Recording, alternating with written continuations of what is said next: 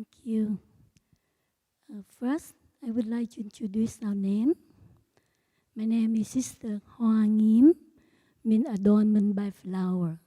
Everyone call me Sister Flower. That's why at beginning I want to sit in the middle, but Brother Phap Khoi said, no, please sit next to flower. It makes you more beautiful. So that's why I forced in front of the flower in front of me. And next is my brother Mang Tuệ. Is fulfill enlightenment, meaning Dhamma fulfill enlightenment. No, fulfill enlightenment. Yeah. Fulfill myself inside. Fulfill of insight.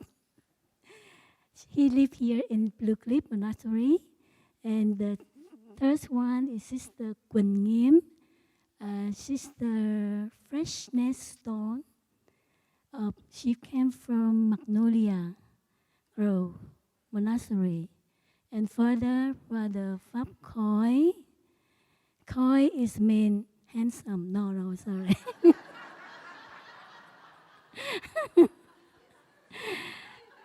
Khoi is something like very hero, and he's the abbot of of the Brother Hamlet. He lives here in Blue Cliff Monastery. So now we would like to invite the children. Are you here? Okay. The children, you have 3 questions. Please go up here and sit on the chair. Be brave. Don't worry. Don't scare. You can ask any question. And the brother and sister here will share with you. Please come here. Don't be shy. You can ask any question you like, okay? Don't worry, yeah? We need one more, the microphone here.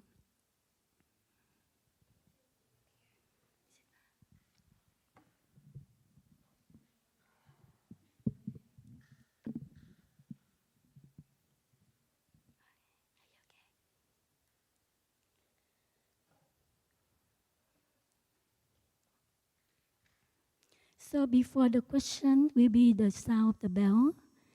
Please, when you hear the sound of the bell, what you doing? Staying still. Huh? What are you doing what do you do when you listen to the sound of the bell?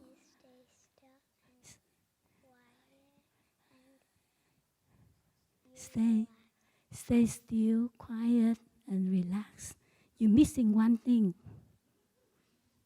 Breathe. Okay, now we breathe in and breathe out.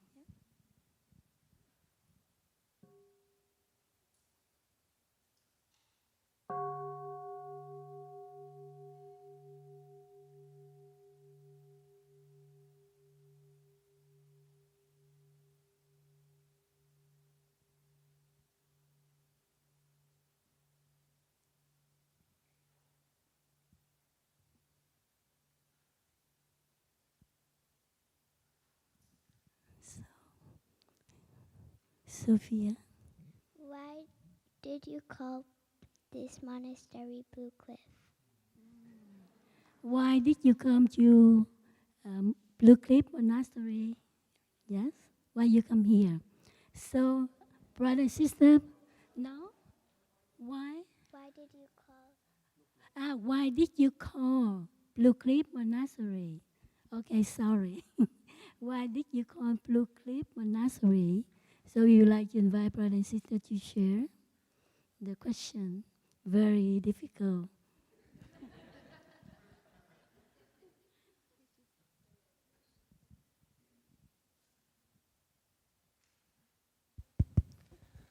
I will answer the difficult question. The name Blue Cliff was given by our teacher Thai when he found that there was a cliff nearby. About 10 minutes from here, there's a place called Sam's Point Nature Preserve, and it has beautiful cliffs there. And so that's what I heard, that's why Thai named the monastery Blue Cliff Monastery. There's a cliff that looks like it's about bluish gray. Okay? Thank you.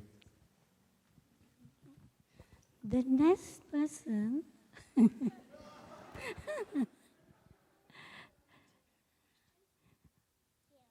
Yeah, wow. A 2-year-old boy had a question. I ate fire trucks. Can you translate? I think that's a question. This is Ezia. It's not a question. Do you have a question for the monks and nuns? No? No. No. Okay. Thank you. Thank you. Okay, we have two little ones. Sit there. You would like to come to us? Don't be shy.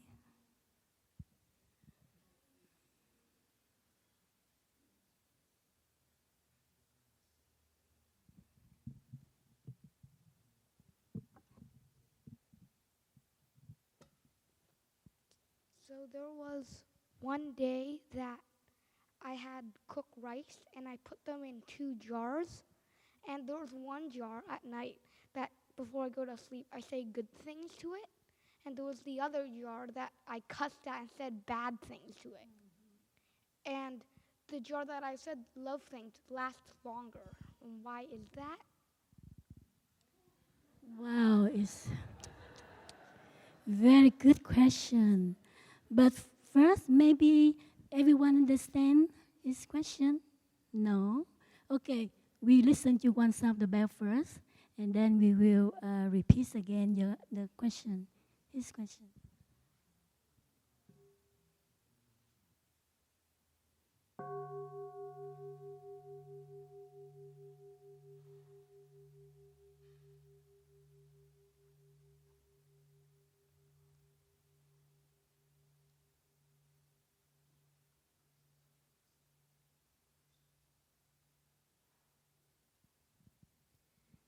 He asked, I try my best to repeat, yeah? He said that at, at night, one night, he have 2 jars. He put rice into 2 jars. And one jar, he speak very loving speech, love words, and with on his love. And another jar, he speak badly, right? Yes. Yeah, he speak badly to the right in the second jar, like you scold or something, right? And then the next day, he saw that the jar with the right with his loving speech, it lasts longer than the other jar with the bad words. Why? Like that? Very difficult. Brother and sister, would you like to share?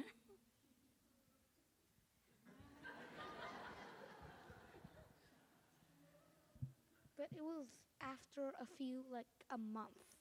And then the bad jar got really moldy and stuff. And the other one? The other one, it was a little moldy, but not as much. It's not much. Yeah. Just a little He bit. said after a month, the jar with the bad words is like moody and bad, but the other one also moody, but less Little, yeah. less than the other.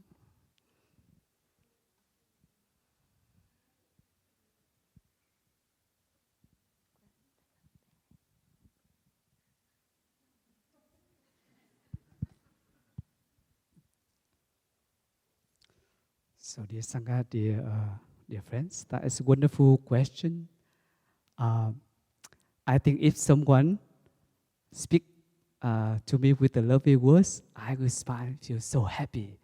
If they water the good seeds on me, they tell me about wonderful things, I will smile and I will be very happy. And if I receive that a lot here, I will stay here very long. But if I stay here and a lot of people kick me out, and then always talking about me about the bad things, and I feel so sad, and I want to change the environment. And my life will be very sad and angry, and maybe I get sick, and then maybe someday I get sick, and then a lot of sickness in my body and mind. I cannot live very long. So it's the same with the jar of rice. We don't think that is the human beings have a feeling and receiving the sense impression, but the writer, the songwriter in Vietnam we call writer Trần Công Sơn. We wrote the song, and some of them is like this. Làm sao biết bia đá không có đau? Is how do you know that the rock doesn't feel pain? How do you know? So the rocks, trees, all the minerals, they also feel, they also receive the positive steps. The same time that when you listen to be with the roses on the deck of the office, that if you be there to smile with her, to smile together with her and be there for her and always taking care, and that rose lasts longer and fresh. That is a true stories also. The same time, like with the other office, the other one, he didn't take care very well, never take care and be present for the rose, and another rose in the other office fade away and die so soon. So it's this is wonderful question concerning about care for others. Be present to what we want to say and the things that positive things that we want to send to others and send to beings, send to anything around us. And all those kind of things they received beautifully. So the rice received your beautiful words, and he want to be friend with you, stay longer to be with you. So and you say something not good and hate the other jar of rice, he feel very sad. He want to change environment. He kind of die, huh? So thank you so much. Is that okay? Yes. Wonderful.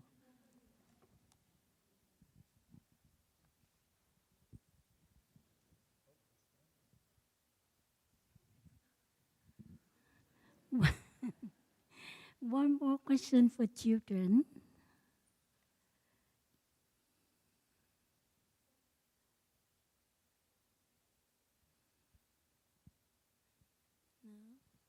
No? This is precious time for you. You ask the question.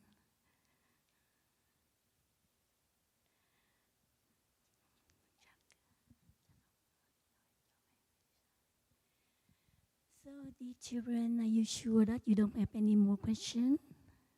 So, if not, then we say goodbye to you. We would like to invite you to stand up, listen to small sound the bell, and stand up and bow to the brother and sister here, and turn back, bow to your family and the other uncle and cousin.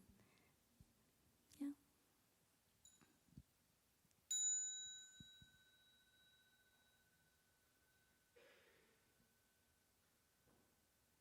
Thank you, children. Your intelligent question.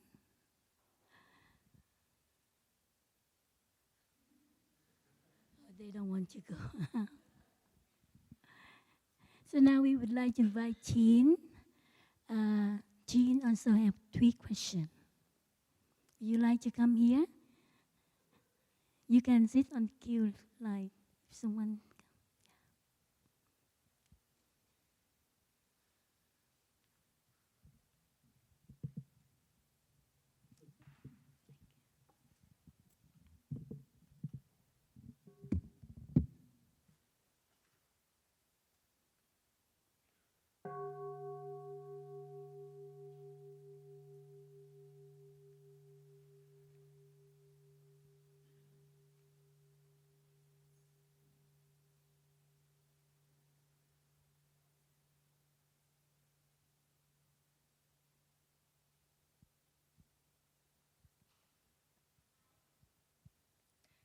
Hello. I'm going to be a senior in high school, and I will be applying to colleges this fall. And I am debating between whether to apply to my first choice or my second choice school through early decision. And I have a slightly lower chance, let's say 50 to 60% at my first choice compared to 70% at my second choice school. So should I apply to the school that I really love, but it's a little harder to get into, or a school that I still really like, but it's a little safer? Can you summarize? Make a shorter question. Okay. Yeah. So should I apply to a school that I really like, but it's harder to get into, or a school that I still like, my second choice, but it's a little easier to get into?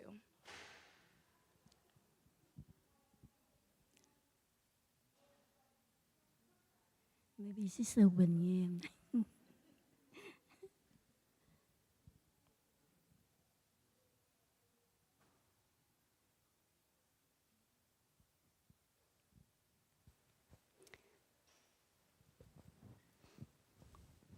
Dear respected teacher, dear Sangha, thank you for your question. But I believe when you ask this question, you already have the answer in your heart. You just want some confirmation, right? As I listen to your question, I really feel where you're coming from. And I think it's very important that we respond to the calling of our heart. It's very important that we do the things that we enjoy. And so I think it's whether you have your first choice or your second choice, it's a good practice. But I think what matters is if you really put your heart into it. Because sometimes as much as you want it, and if you don't get in, then there will be some disappointment. So regardless of what decisions you make and what colleges you get into, I think what matters is you will be happy with the decision. So it doesn't matter which one, because I think you have a sense that it doesn't really matter. They're equally important, or maybe one is a little bit more important than the other. But I think what's important is that you're okay in the end with the decision that has to be made. Is that okay? Yeah. Thank you.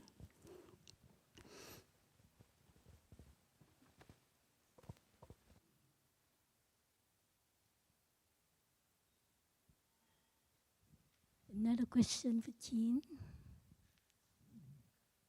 You can go up here and sit there and wait.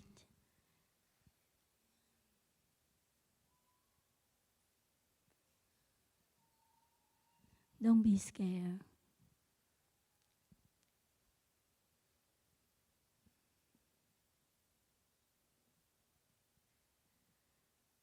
You don't have any difficult to ask or any question to ask.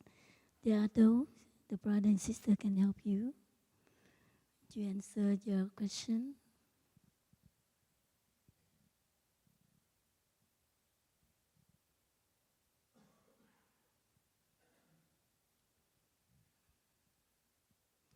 Maybe the adults come up here. So while you are waiting the Jean, you can think, and then maybe in the middle you want to go up and ask. It's okay. So is any for the adult question now? You can come up here.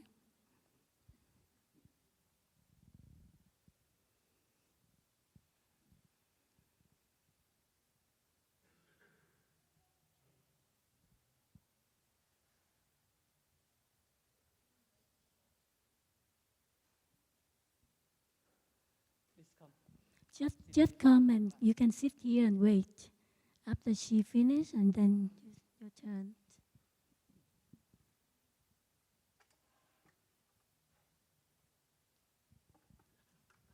My name is Kathleen, and I have 2 questions.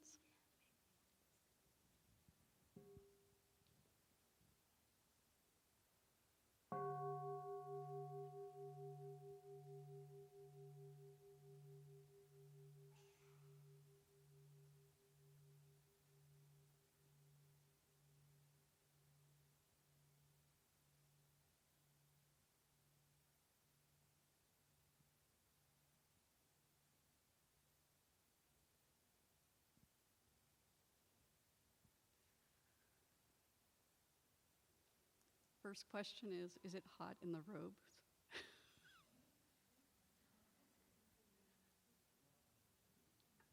Do you ever feel warm in the robes? You feel warm in the room. Yeah, I think I would be warm in a robe. You can turn the fan behind you. No.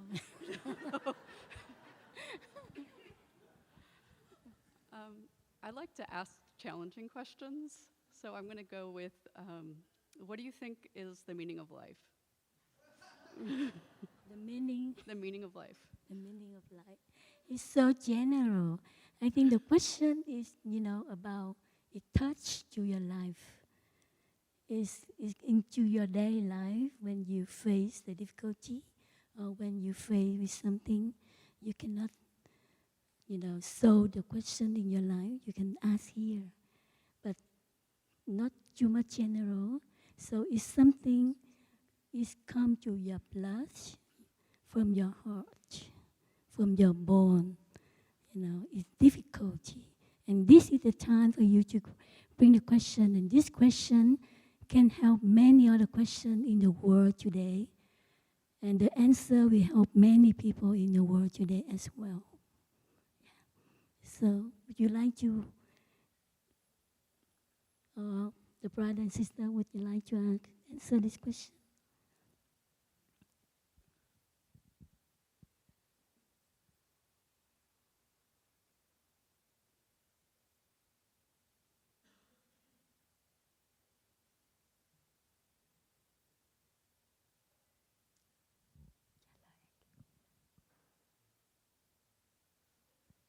Brother Phap Khoi will answer the difficulty one. The dear teacher, dear Sangha, before I attempt to answer our friend's question, I just want to repeat what our sister shared about when we would like you to ask questions that are more practical, that has to do with your difficulties, your suffering, your happiness in your daily lives. And then that will help us to also share from our own experience. And questions that are more theoretical or abstract, sometimes the brother and sister will say we can find the answer on Google. But since Kathleen has shared her question with us, I'll try my best to offer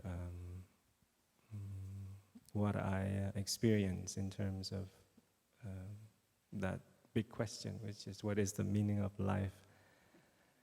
I think each of us has our own answer, and as we live our lives, that answer manifests and unfolds. But for myself, life to me as a monk is about finding contentment.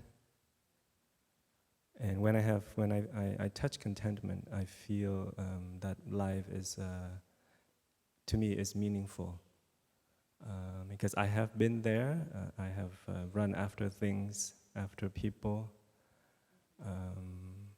I was in the cycle repeatedly, and I'd had many of the things that I wished for, but not contentment. And it was when I touched the practice that I was able to taste what it meant to feel content. And then when I joined the monastic path, I was able to touch that even more, and to live with that, not every day, but almost every day, touch a little bit of contentment. And to me, that's what life meaning is for me, is to be able to feel content with whatever that's happening in me and around me. So I hope that little bit helps. Thank you.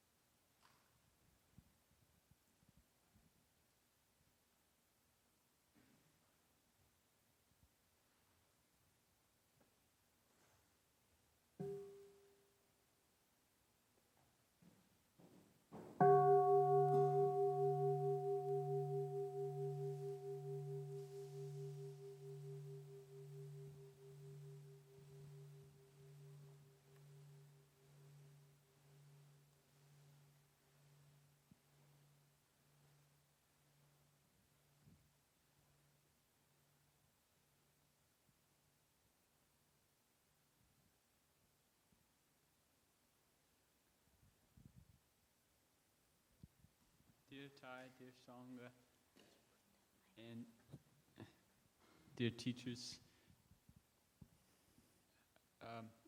being here has opened my heart a great deal, and I feel waves of poignancy and so much to contemplate. In Sister Dee's Dharma talk 2 days ago now, in speaking on the 5th mindfulness training, she spoke of addiction, and I found it very useful to contemplate her shining a light on the notion of addiction to sadness. And as my heart opens in this beautiful place continually, I wonder if I have been addicted to sadness, and in a sense I feel my question answered already by your words, brother, and about the contentment, because I feel nurture in this space to feel that sadness. I believe fully, but I also fear a great deal of fear with the emotion. So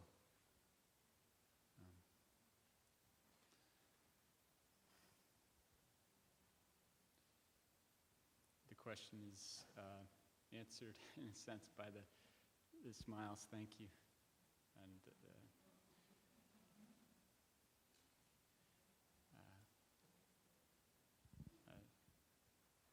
Sorry, so your question have been answered already?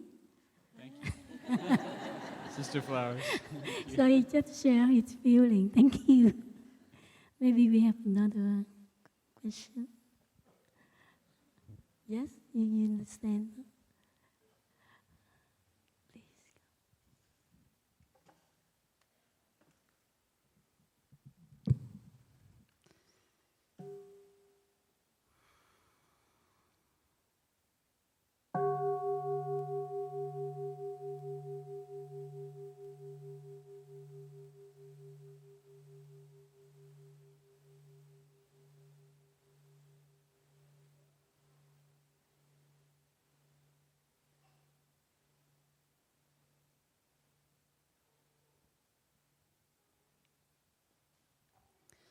My question is also big, but also very personal. Like most people brought up in the world, I was brought up in a patriarchal society where women weren't treated equally, but I was brought up in a religion that was particularly unkind to women. And I'm gay.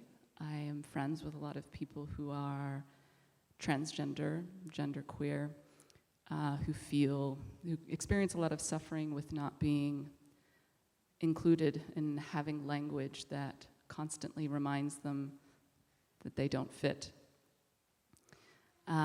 Choosing to become part of this community was a big decision for me. But I experience suffering sometimes around languages and some of the texts, the chants that are still very gendered, still use he, she, or even never she, and patriarchs and that sort of thing. And on one hand, I'm aware that I need to work with the anger and suffering that I have around these issues, but I also want to be a part of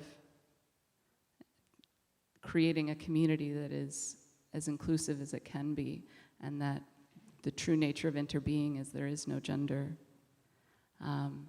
So personally, how do I walk that line, and how do we as a community walk that line?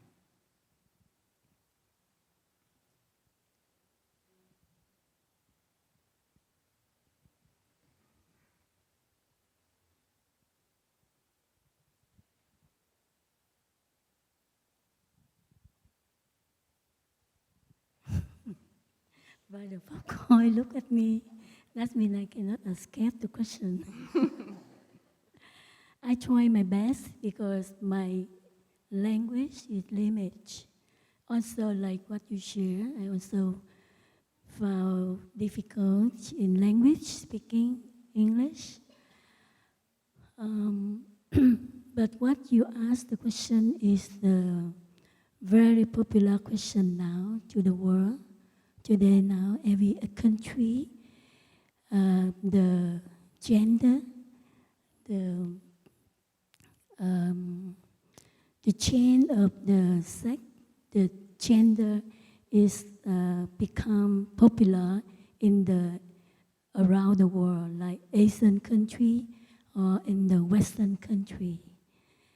And as you say that, the perception, the culture is carried by our ancestors long time ago about the discrimination between men and women. When I lived in Vietnam, when I was young, my family always special treatment for my two brothers, younger brother.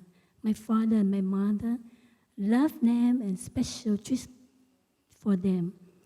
And also the girl is go the second behind. First on way boy and girl is second. And when we looking deeply into the culture and the tradition on the country in the world, even America or European or Asian country,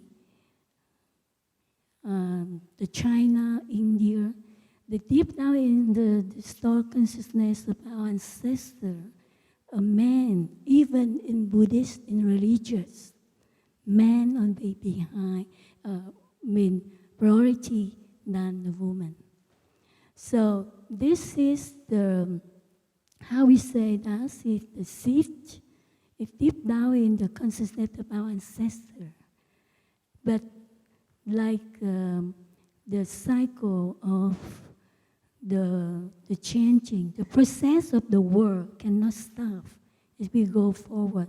Like the car running forwards, not bring backwards. And so as the generation is changed, and now we can see that LGBT everywhere.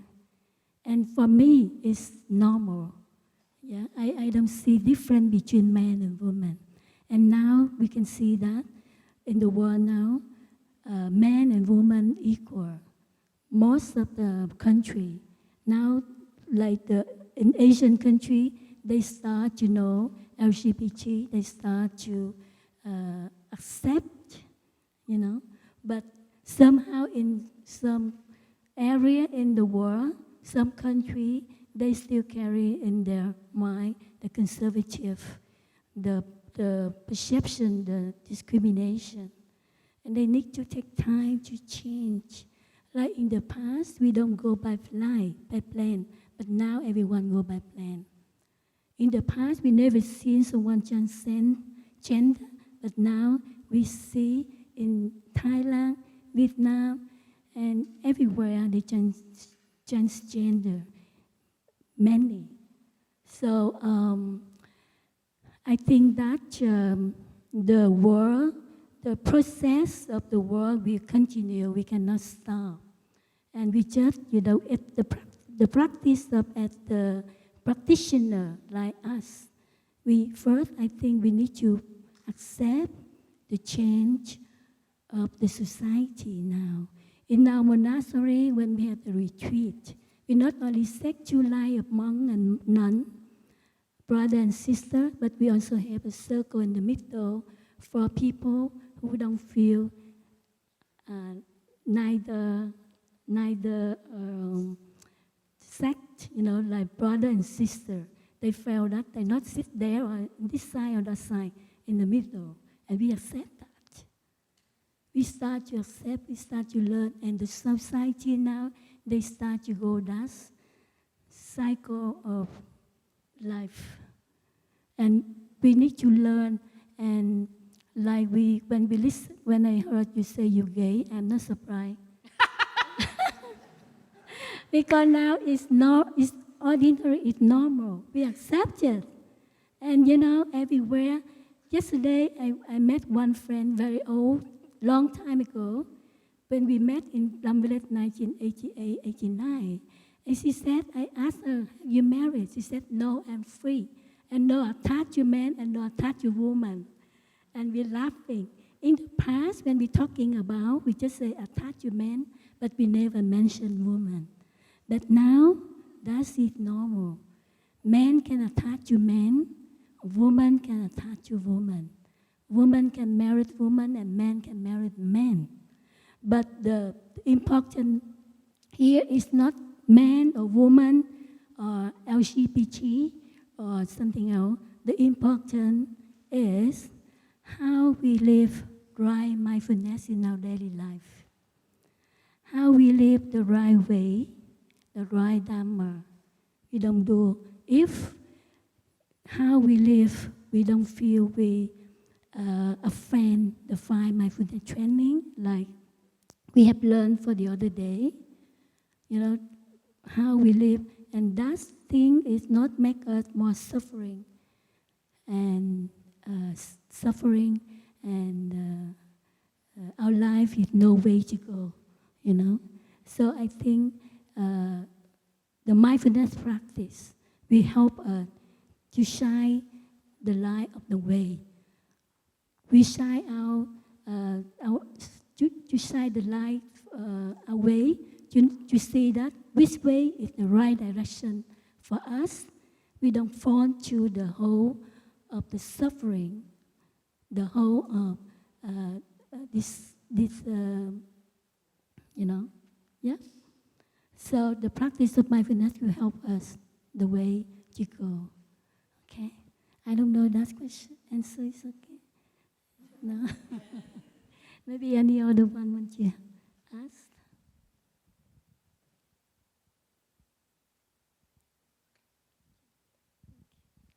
I think we try our best to share the question, the answer. You want to go up?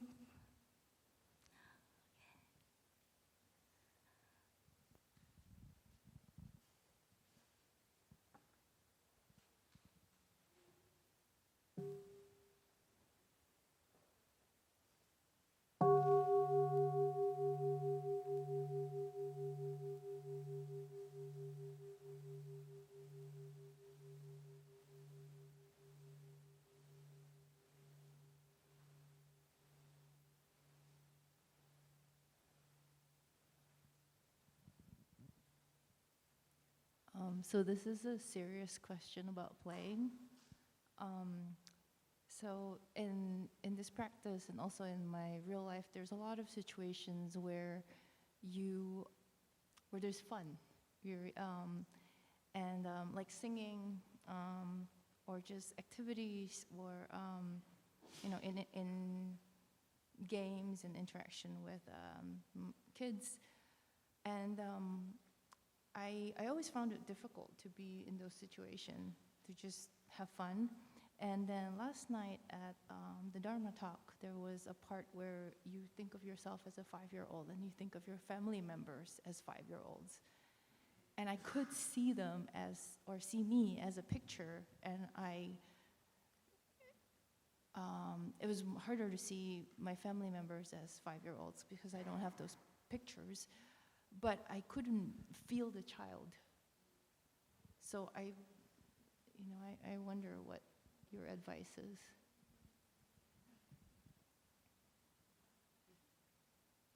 Any brother and sister want to share? I think I rest a little bit.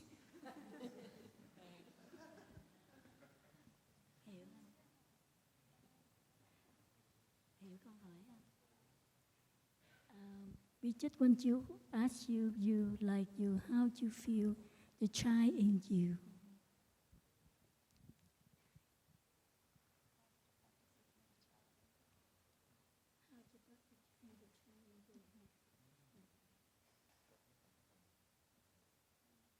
Before they really answer, I just want to share. My sister always told me that I always see a child in you. I don't know why. Maybe because we like to eat ice cream a lot.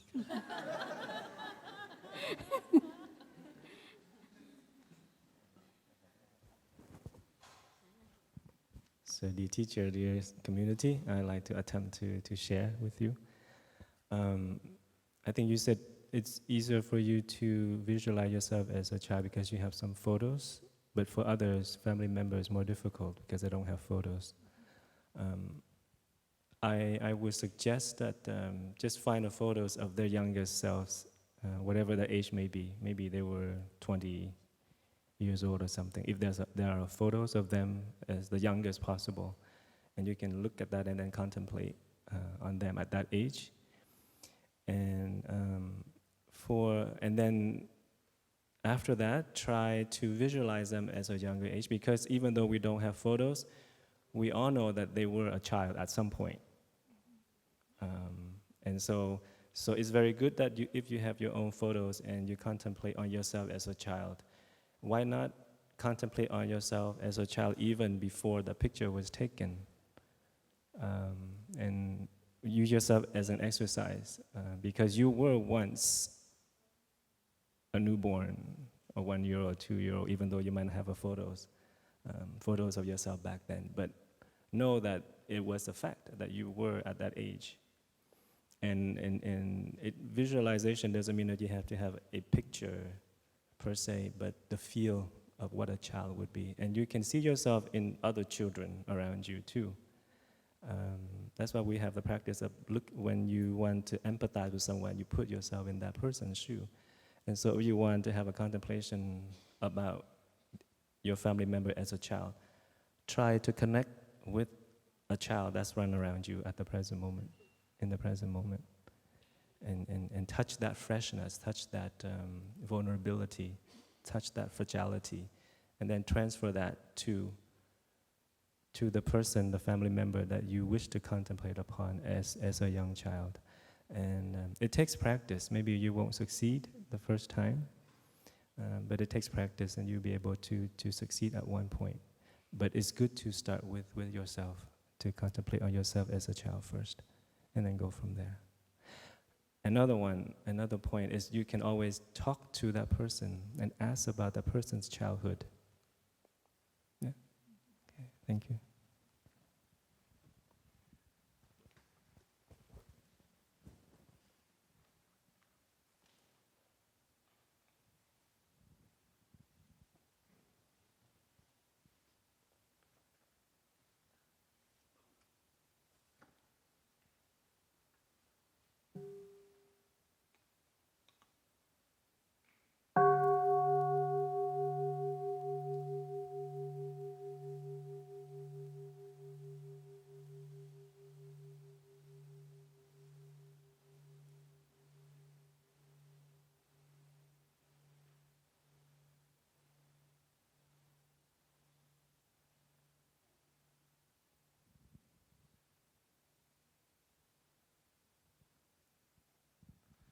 teachers, Sangha, brothers and sisters.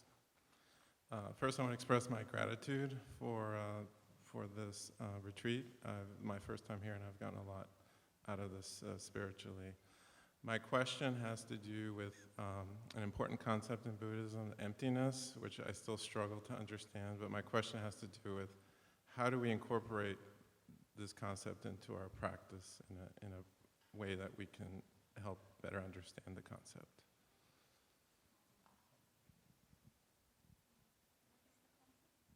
Emptiness. Sorry. Sorry.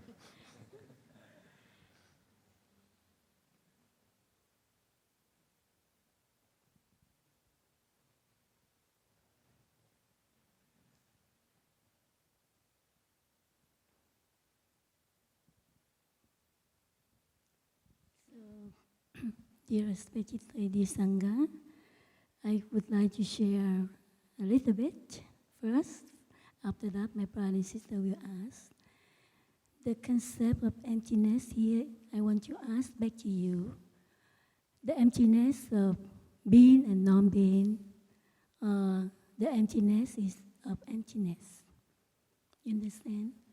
Like the glass of water, and without water is the empty glass. Yes, that means the empty concept of yes and being and non-being, or the concept of true emptiness. What kind of emptiness you want to know?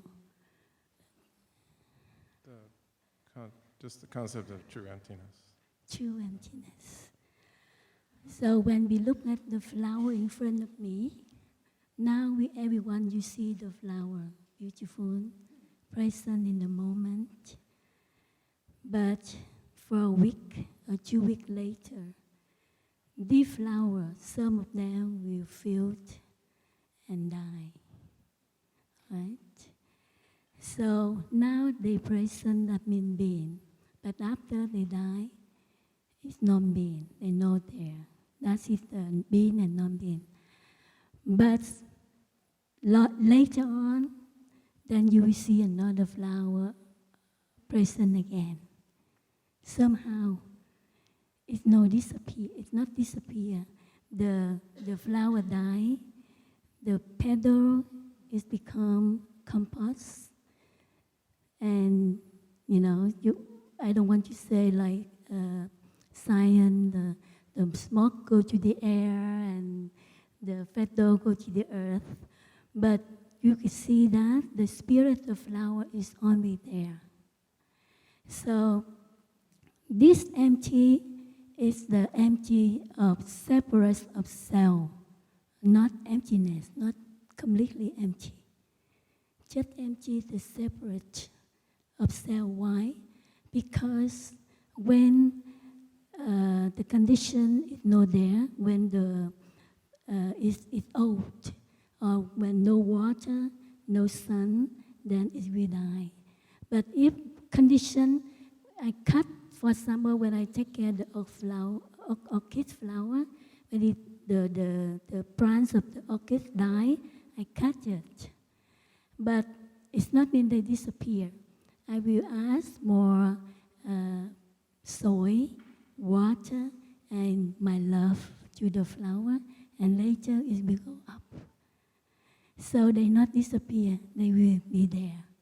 So that means the flower cannot exist without soil, without water, without love. So that is mean true emptiness. The not emptiness of self.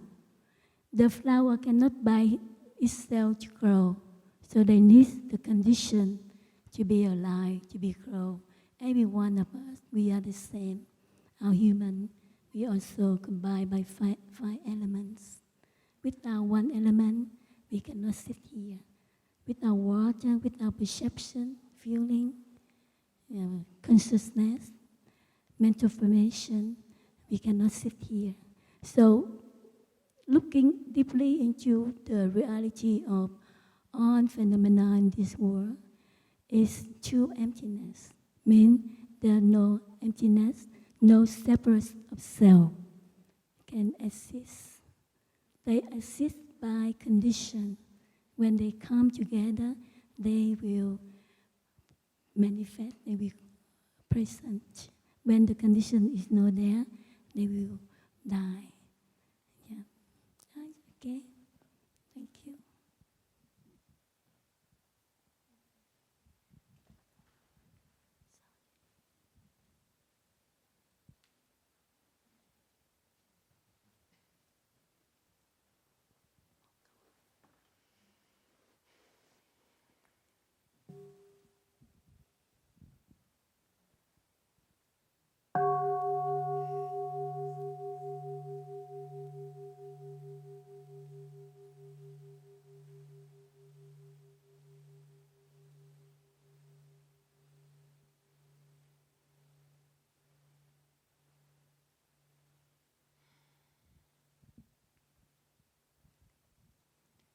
Teachers, Sangha.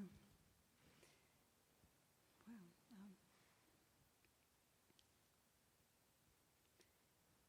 Since I walked in here, I've been contemplating what I saw up here, which is for a future to be possible, and then I hear this talk about consumption and addictions, and then we have a lovely talk about recipes, which is still resonating with me, and I find myself thinking about children and our future and our planet,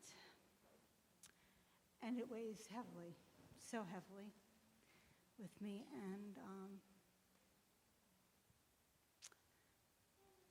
I find myself thinking so deeply about how, on the other hand, we have so many people talking about what we have this, and I feel and I bear such a heavy responsibility about how to help save our mother, and what part we've all played, and what responsibility we all have to help. And I find myself constantly contemplating about how to help children feel safe during these times. And when I look at the face of my 14-year-old, I think, how do I really deeply help him feel safe and protected? And I feel like I fall short when I do my best, and I feel like I'm doing my best, and I don't know that my best is good enough, but it's my best. And so I ask, do you have any guidance?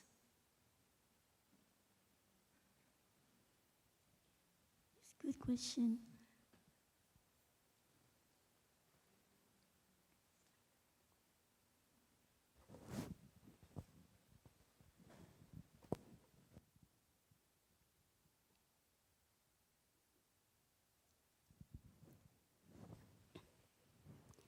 Dear respected teacher, dear Sangha, thank you for asking a very wonderful question. I think in our time right now, it's an issue that I think we all contemplate at one point in time. How we can protect Mother Earth, do our own share, how we can make this place a safe place for our children, so that we can have a future, for our children. And I think it all goes back to, our own practice, our practice of mindfulness. If we can all, just come back and take care of ourselves, I think we are contributing our share to help Mother Earth, to help our children, which is our future generation.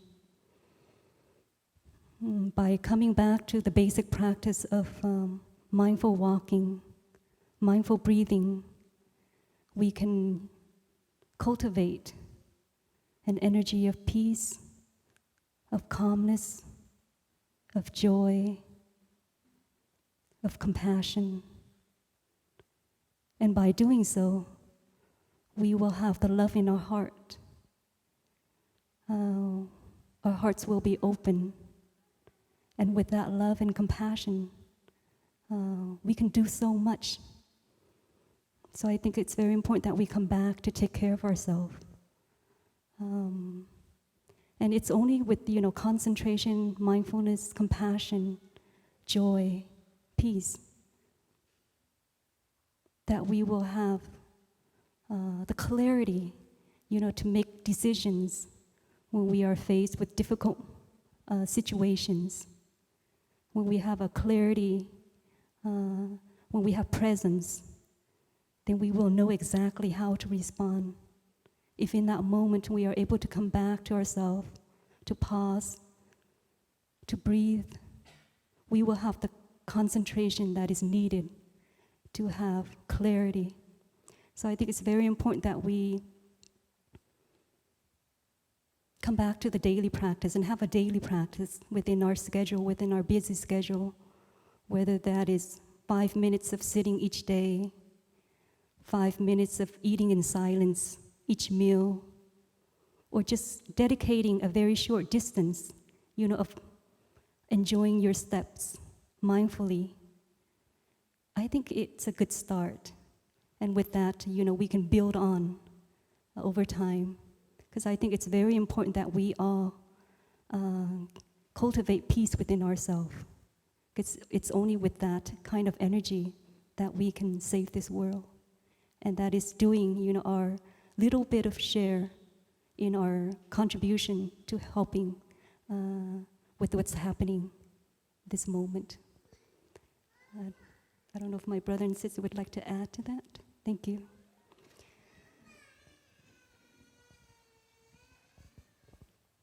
Thank you.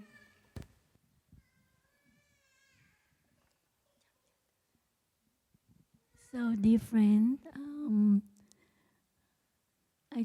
I think time is end.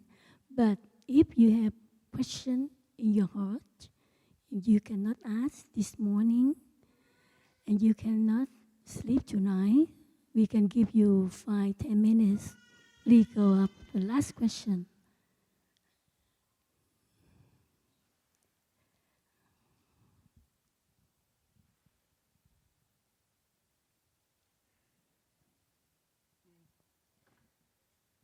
Dear Thai, dear Sangha, in my last, after I had my last child, the one that's crying outside, I went through such deep hormonal changes and postpartum, like despair, depression, anxiety, all sorts of things.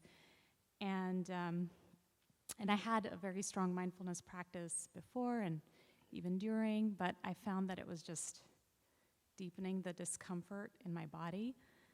And so I guess I was just wondering if there are practices or tools to help, kind of cope with that kind of just physical, a lot of physical changes. And it's made me afraid of like postpartum again, and also menopause or just falling ill or anything like that, any sort of physical discomfort. I just feel afraid.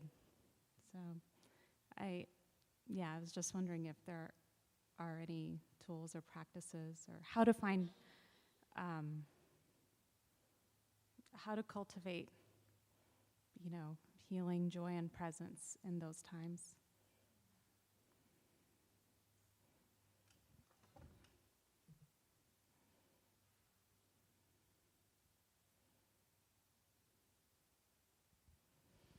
Different. For me, we don't experience a baby like you, but I learned from my, understand from my niece when she pregnant, and we have learned also from the psychology and from the Buddha teaching. When we carry a child, the very important for the mother is her mind and her body is peace and calm. So look at the physical body. We need to look at the food we consume every day. What kind of food is nurtured the chi in you and also healthy for your body? Even though we don't carry the chi, but we also need to be mindful, like when we eat the food, what kind of food is healthy for our body and also affect our mind. For example, if we drink a lot of wine or eat a lot of toxin food, it's not good for your body and also affect your mind. In the spirit, we try to not read a lot of book. It's not healthy. It's not nourish your mind. Or you watch the television, or you go to internet, or you have conversation. All kind of thing in your daily life is healthy and nourish your body and your mind. And my niece, when she pregnant, she put in her room the picture of Avalokitesvara. When every morning when she wake up, she look at the picture of Avalokitesvara and she smile. So when she give born, her children beautiful. And they easy, they don't sleep, they don't cry at night. They don't cry at night. And they very easy to sleep and very easy to, joyful. And her mother just put her lie there, and she is the doctor. She very busy, she cannot take care of her, but she very easy. And this she learned from her auntie, because we also teach her, bring the Avalokitesvara to your room, and because Avalokitesvara represents for love and compassion. So it's very important when you carry a child. The mother is carry a child. You need to protect your child by the way you live in mindfulness, peacefulness, and loving kindness. Do not angry a lot. Do not jealousy, anger, or think the negative is not good for your children. One woman, one mother, when she carry a child, she angry her husband, and they fighting every day. And when she give born, the child when born out, her face always sad. Like, even she didn't carry the sadness, she didn't have anything. She very young, but she looked always sad, because when her mother carry her, she jealous her husband. She think her husband go another woman, so they always, not happy families. So when she born, a child carry a lot of suffering from her mother. Sometimes we carry the sadness, we add this our sadness because we carry the suffering from our ancestor. It's deep down in our stored consciousness. So now you want to stop that, carry your child. You need to be happy every day, peacefulness and loving kindness. And exercise, walk.